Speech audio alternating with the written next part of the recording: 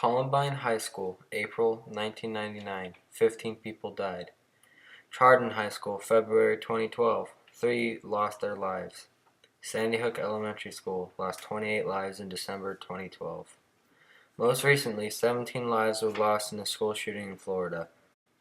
Some of these were hate crimes born out of being bullied, revenge for sexual and social rejection, and a fight with a parent. And in others, the shooter had a mental or psychological issue. Guns don't belong in our schools, and yet they still find their way in. With the most recent shooting, many accusations, protests, marches, and solutions have happened and have been presented, and I want to address several of those items. Today I'm with Dina Casada, a sergeant with the Los Angeles Police Department, and thank you for joining me today. Oh, thank you for having me, Logan. In light of the most recent school shooting in Florida, I imagine your department is on high alert. Can you briefly tell me how this has affected your field and what changes you have to make? Well, for the city of Los Angeles employs their own school police that actively go to the schools and respond to any threats or incidents that happen on campus. Los Angeles Police Department is now actively being notified about any kind of violent threats that can come to the campuses all across the city. Generally, if a threat is phoned in or emailed, or however it gets to the school, it is then forwarded from the school and the school police to our Major Crimes Division. And from Major Crimes Division to dispatch a car in that area and follow up with background on it. Shortly after the Florida shootings, the Redondo Beach School District provided to all parents a copy of their active school shooter protocol.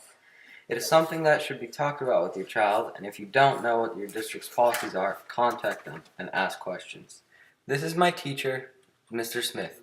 This is what he has to say on the subject of arming teachers. I'm just not trained to carry a weapon. I'm not trained to shoot a weapon, and beyond that, I'm also not trained to deal with the psychological effects of what it's like to actually realize you need to discharge a weapon for the purpose of safety.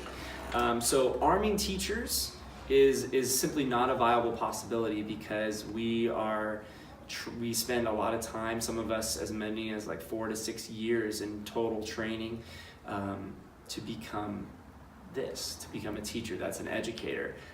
Building lessons is what we do. Talking with students is what we do. But understanding firearms, maybe for some people that's a hobby, but realistically in the line of this job, it's just not a viable solution whatsoever. In my opinion, I believe we need more regulations for gun control. My proposal would include the following: thorough background checks, medical and health requirements, titles and tags on every gun sale, a written test and practical test, required liability insurance on each gun, annual renewals and inspections, penalties for out-of-compliance sales. All lives matter. Your life matters even more in this time because you can help change history.